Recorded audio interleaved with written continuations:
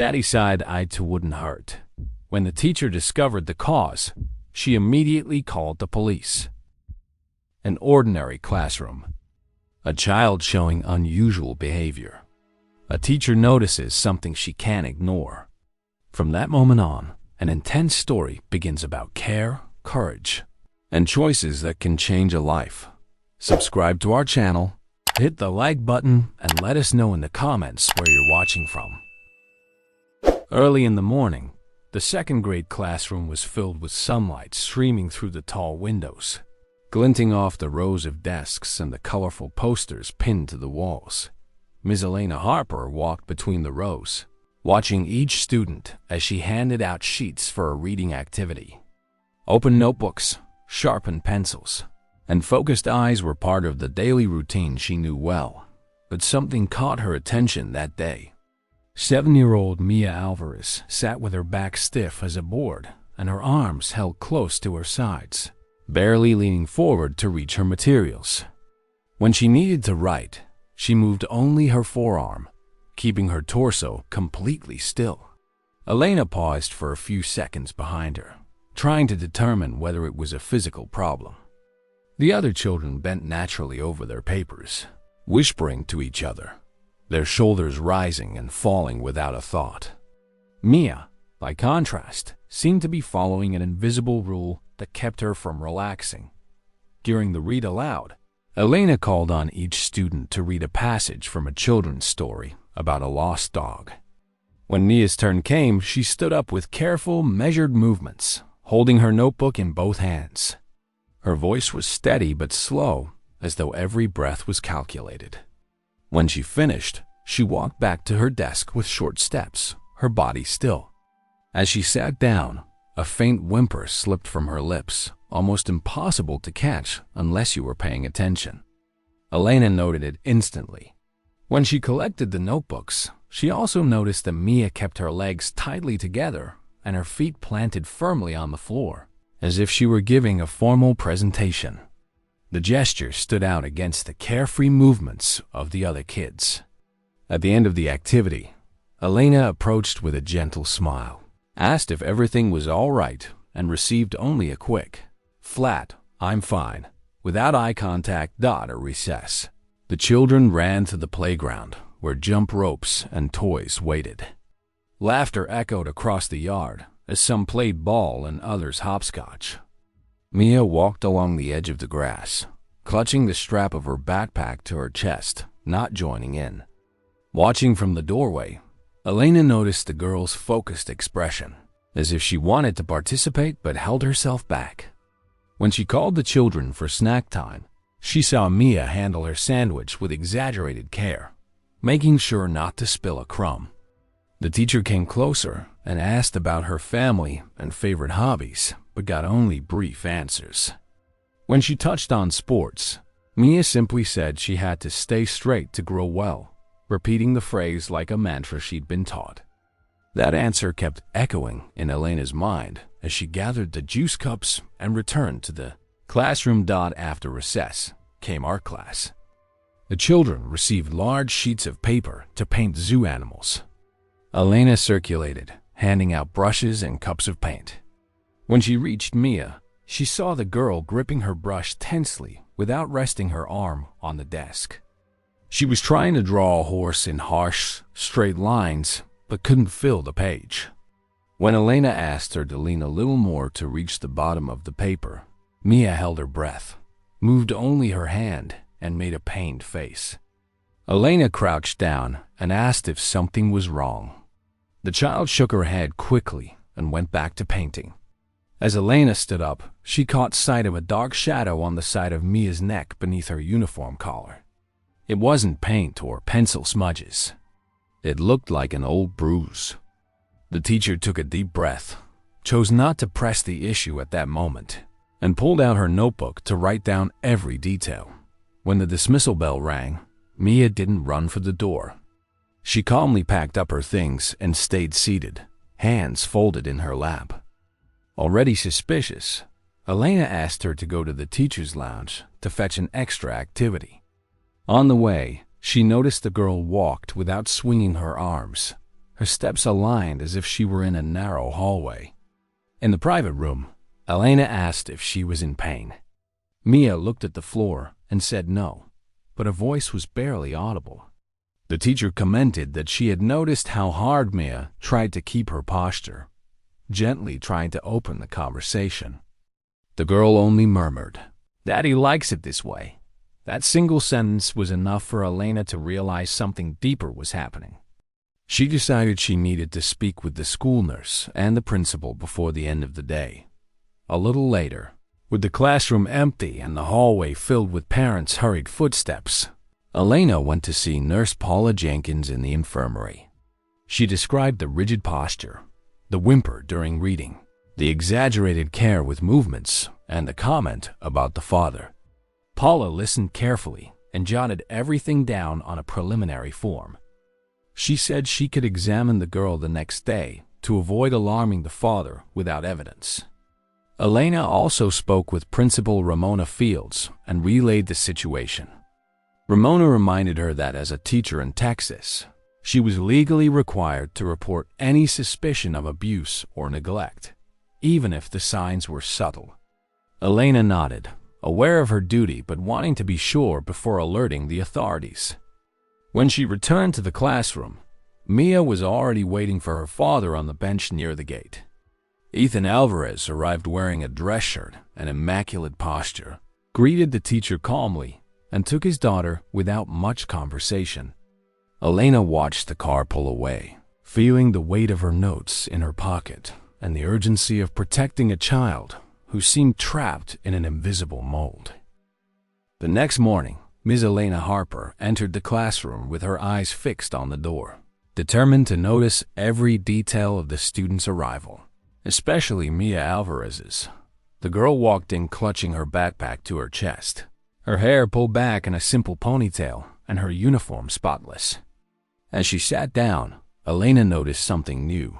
Under the t-shirt, a slight bulk pressed against the straps on Mia's shoulders, as if she were wearing a thin vest with tiny lights that flickered from time to time. When Mia bent to place her materials on the desk, a faint vibration came from the fabric.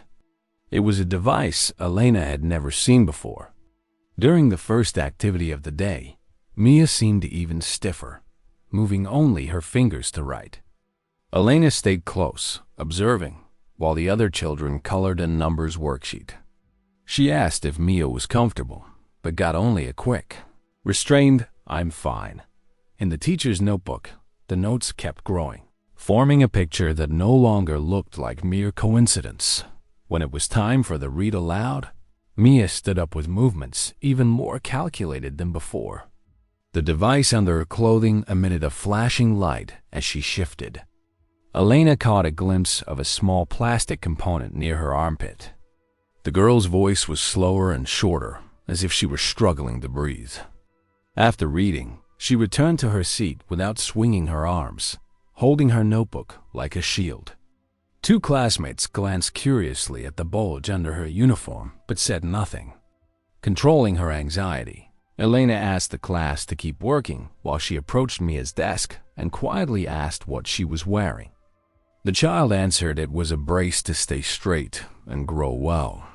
She spoke with rehearsed ease, repeating the same phrase from the day before. Elena's stomach tightened. She knew she needed to involve the school staff more urgently. At snack time, Mia stayed in a corner of the playground, holding an apple but taking only tiny bites, cutting him into small pieces instead.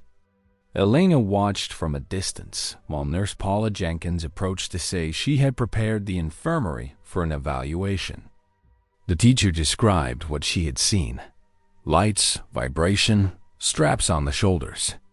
Paula frowned, saying it didn't resemble any medical equipment she knew. She suggested they do a basic check to look for marks, but both knew Ethan Alvarez might react badly if he found out without consent. Meanwhile, Principal Ramona Fields received a copy of Elena's notes and emphasized that if the child's health was at risk, protection had to come first. The three decided to act carefully, planning to watch more closely that afternoon and prepare a formal report for Child Protective Services if the Situation continued. Back in class, an incident pushed their worries further. During a simple science experiment with balloons and water to explain density, the children grew excited, moving around the desks. Mia tried to participate, but when she lifted a balloon, she made a sudden movement and immediately froze, clutching her chest. The device under her uniform gave off a louder sound, like an alert. Her face turned pale, and she struggled to breathe for a few seconds before regaining control.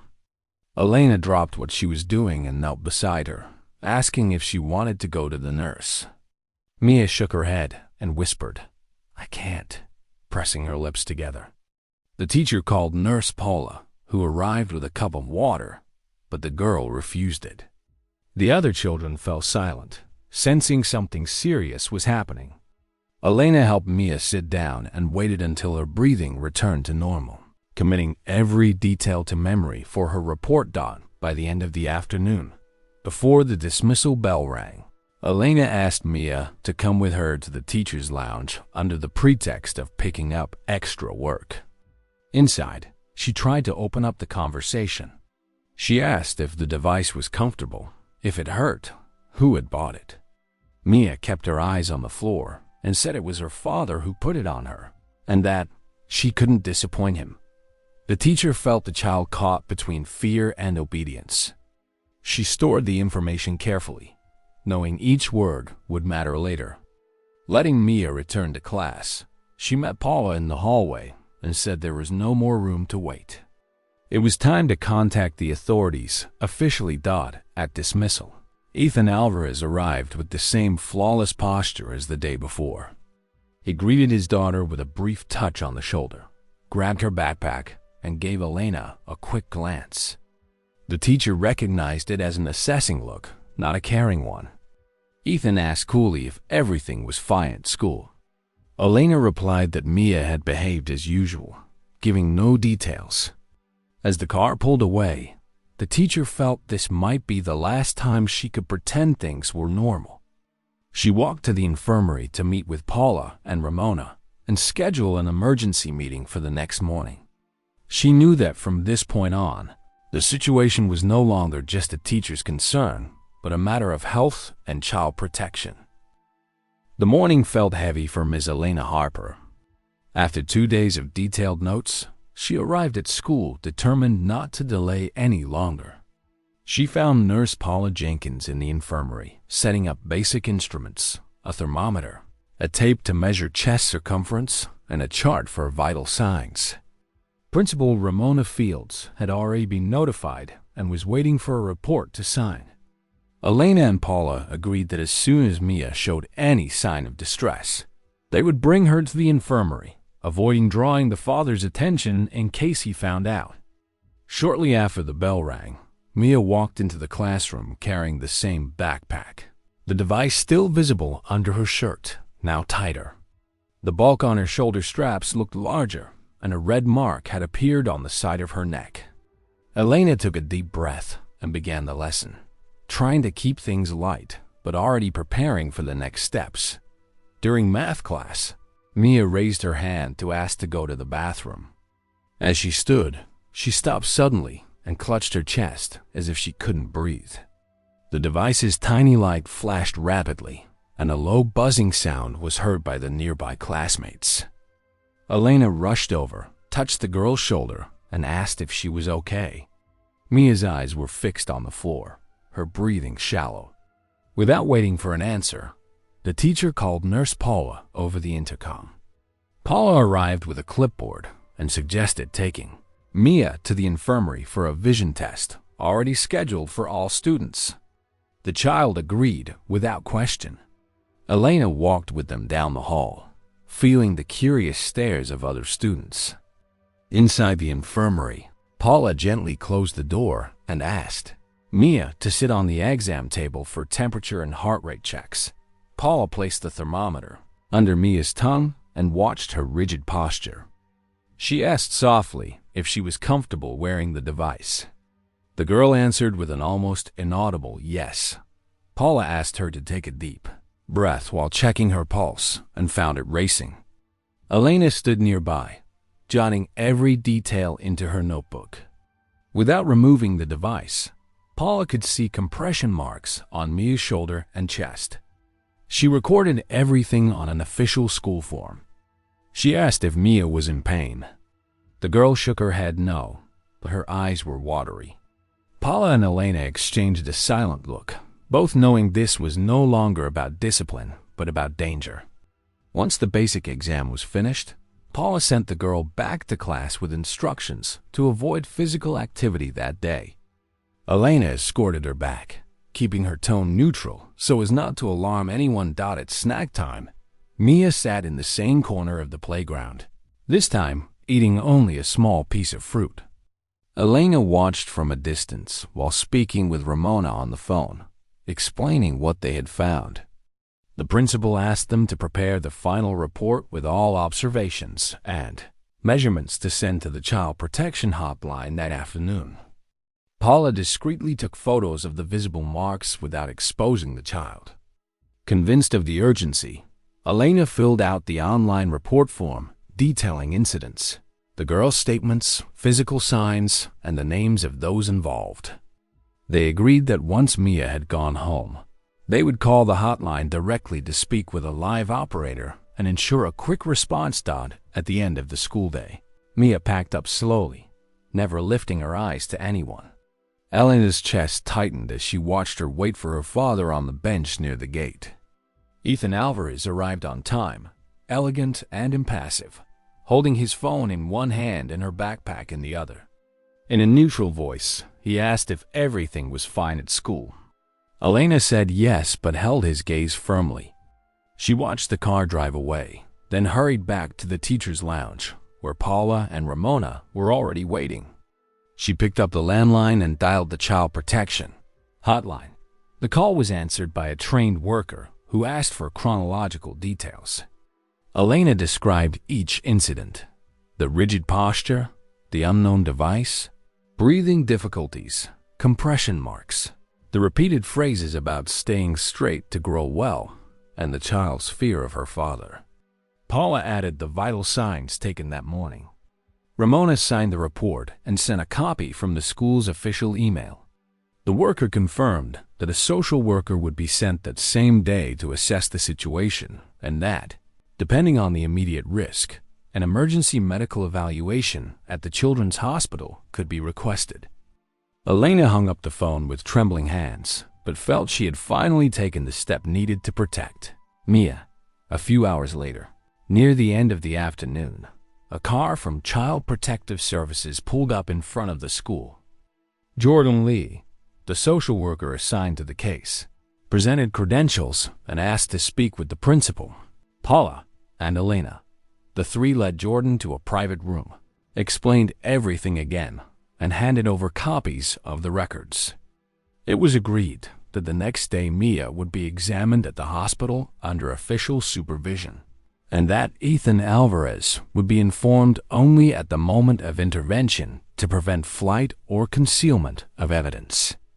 Elena left the meeting with her heart pounding, knowing this decision would change the course of that little girl's life. As she closed her notebook, she felt she was no longer alone. A protective network was finally forming around Mia. The next day began differently at Oakwood Elementary. Before the first bell even rang, Jordan Lee parked the Child Protective Services car in front of the main gate. The agency's logo had been covered with a neutral film to avoid unnecessary attention, but Elena recognized it instantly. She clutched her blue folder to her chest and felt a chill as she watched the social worker step out with a determined expression. Ramona Fields and Nurse Paula were already waiting in the hallway. Minutes later, the bell summoned the children to their classrooms. Mia arrived holding another girl's hand, walking slowly, still in her spotless uniform with her back stiff. Elena tried to smile at her, but her heart was racing. Inside the principal's office, Jordan explained the final details. The emergency order authorized an immediate medical evaluation without the father's prior consent. It also allowed the girl to be taken to a safe location after the exams if the risk was confirmed. The atmosphere in the room was tense but resolute as the morning lessons began. Elena signaled for Mia to pack up her materials. The teacher approached gently and said they needed to talk. The girl hesitated, glancing around, but obeyed. Jordan appeared in the doorway with his badge visible, introduced himself to the class as a visitor, and invited Mia to come with them. Elena walked alongside, discreetly holding the child's backpack. The walk to the exit was silent. Out on the playground, some children were playing, but Mia kept her eyes fixed on the ground.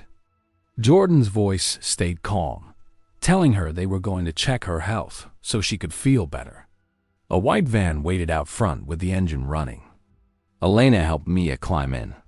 Inside, Jordan filled out a form with basic information, while Elena tried to distract the girl with questions about books and drawings. The answers were short, but Mia's hand gripped the backpack strap tightly, a clear sign of anxiety. The drive to St. David's Children's Hospital was quick, but each stoplight felt like an eternity.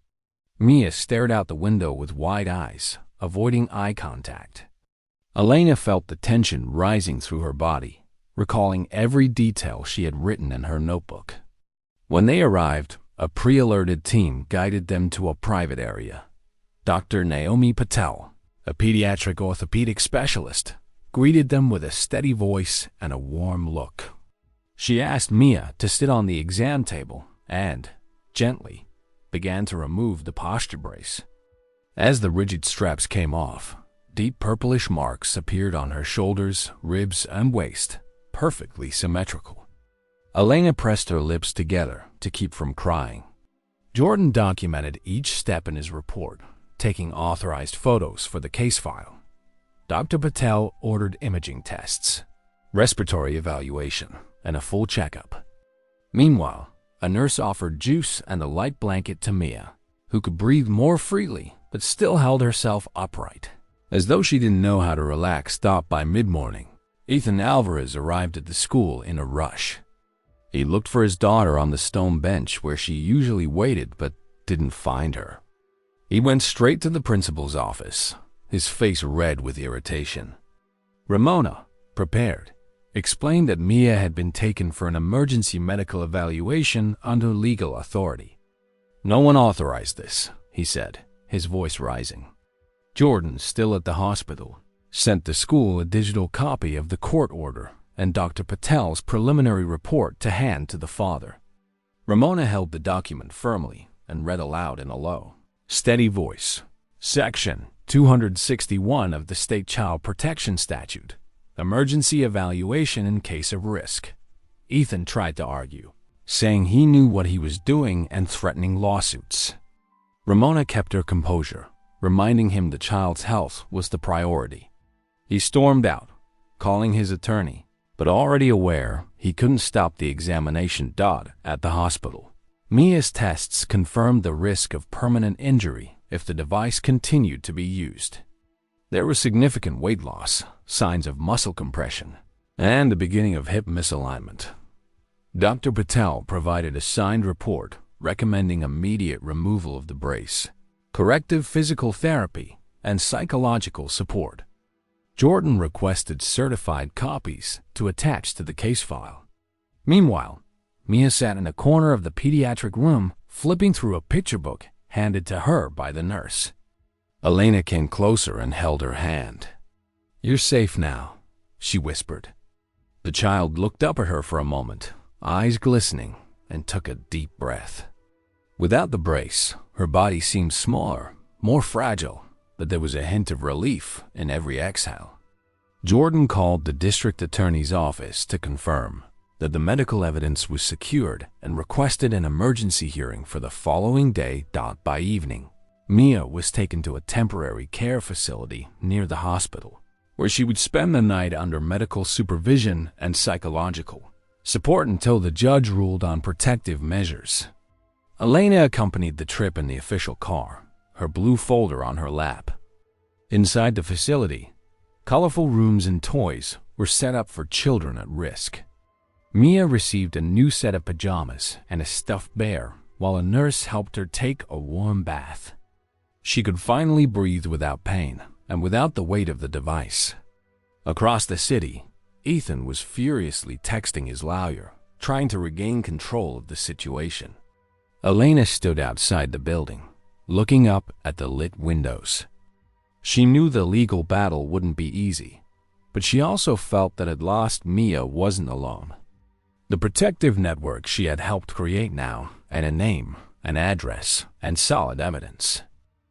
The next morning dawned under gray skies in Austin, as if the whole city were waiting for something important.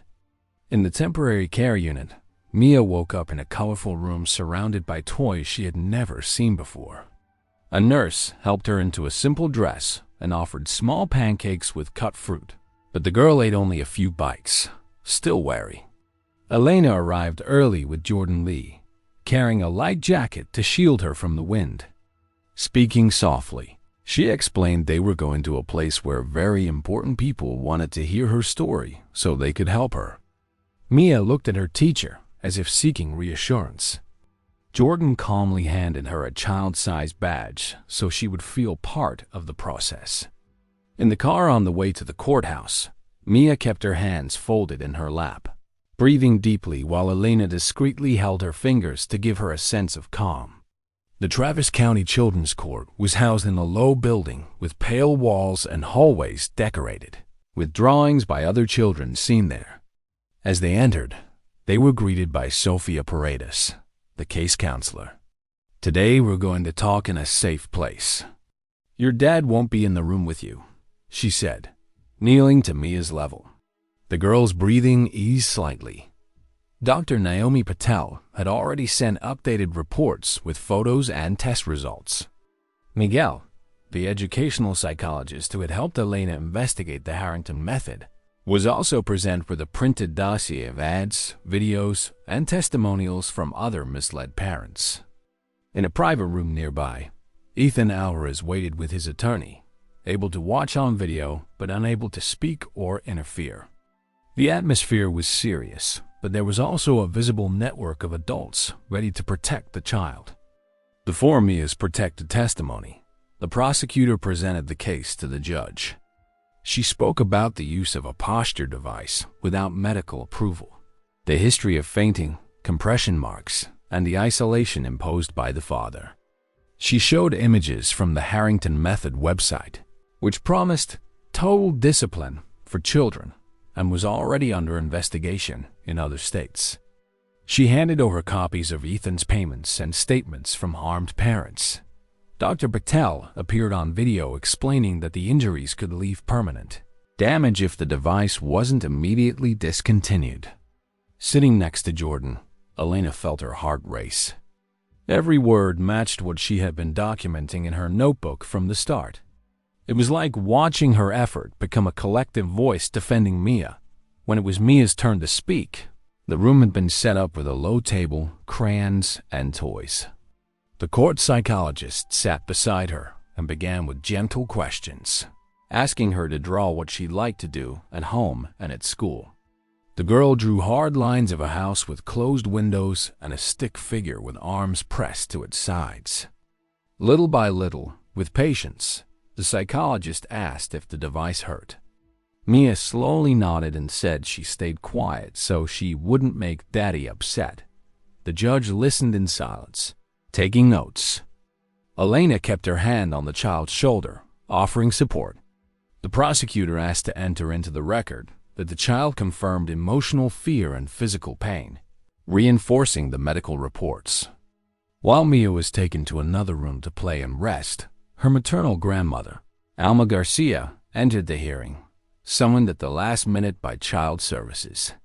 A middle-aged woman with her hair tied back and a steady but emotional gaze. She explained that since her daughter's death, she had been cut off from Mia by her son-in-law and had tried unsuccessfully to maintain contact. She spoke of the time she had seen her granddaughter from a distance at the supermarket, paler and slower each time, but couldn't approach. "I always feared something was wrong," she said, wiping away tears. Her presence added a family link to the protective network and showed the judge there, was a safe alternative placement outside the father's control. The judge listened to everyone, leafed through the reports, looked at the website screenshots, and asked the prosecutor for her final statement.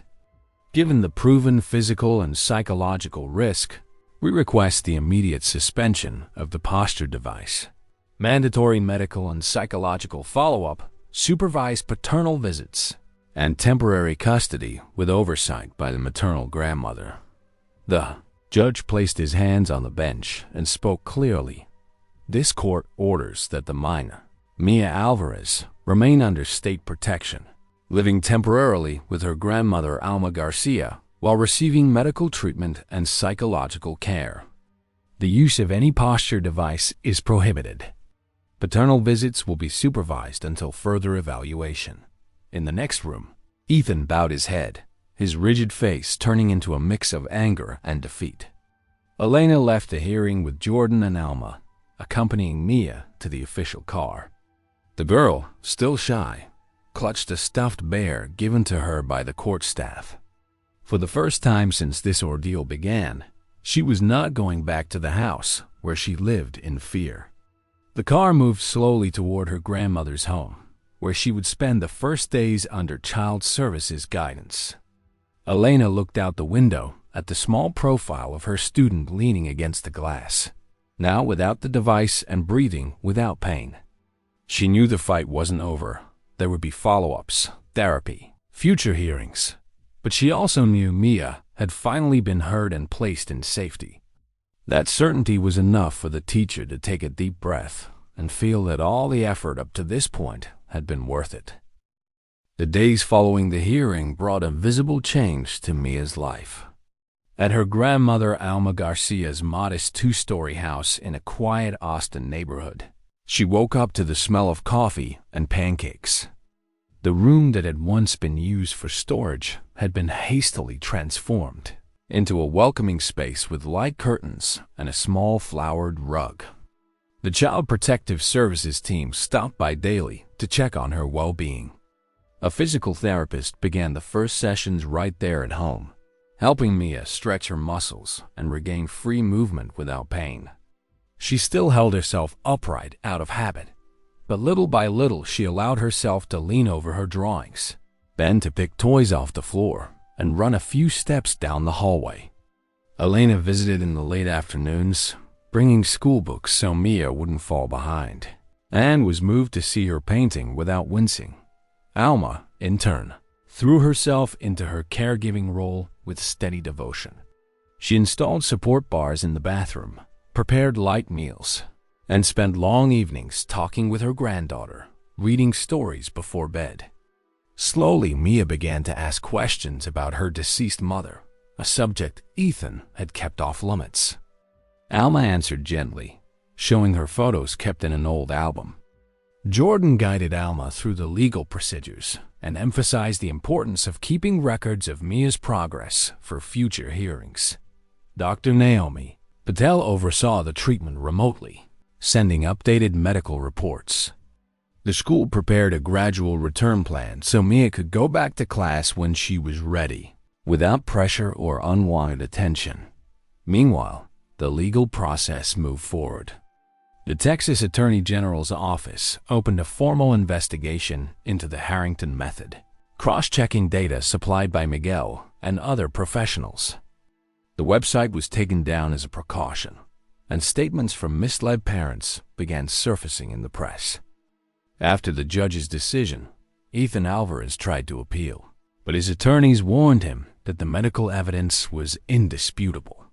He then began attending supervised visits at Alma's house, at times set by the court, with a social worker present to document each meeting.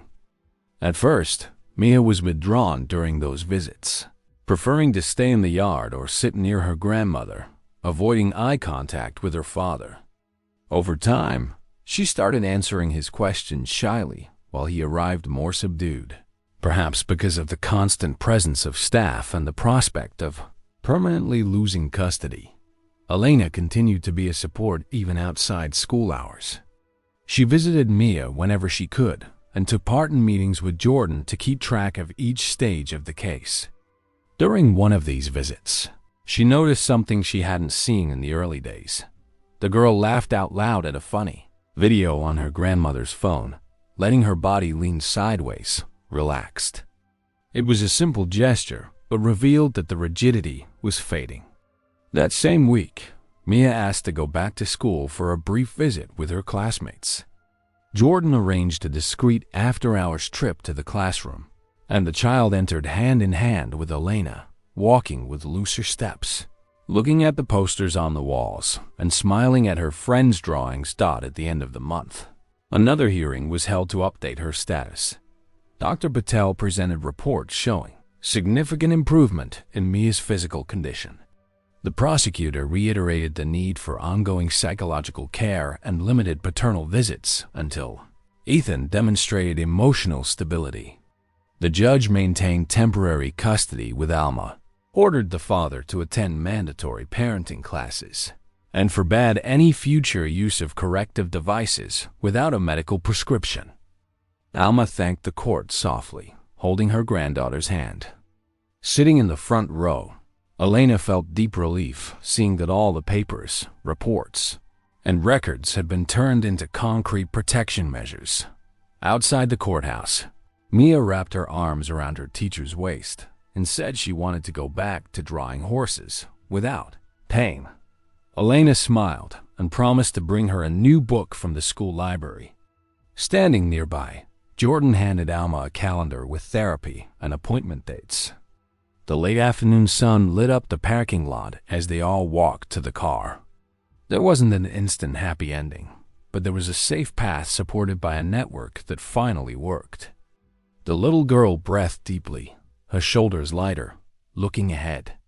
Elena got into the car with a sense of duty fulfilled, knowing this chapter of Mia's life was far from forgotten but had shifted direction.